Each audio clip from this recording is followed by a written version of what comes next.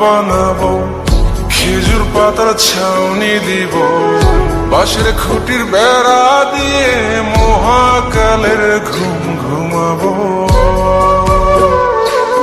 আমি মাটির এখন ঘর বানাবো, খেজুর পাতার ছাউনি দিব, বাঁশের খুঁটির বেড়া দিয়ে মহাকালের ঘুম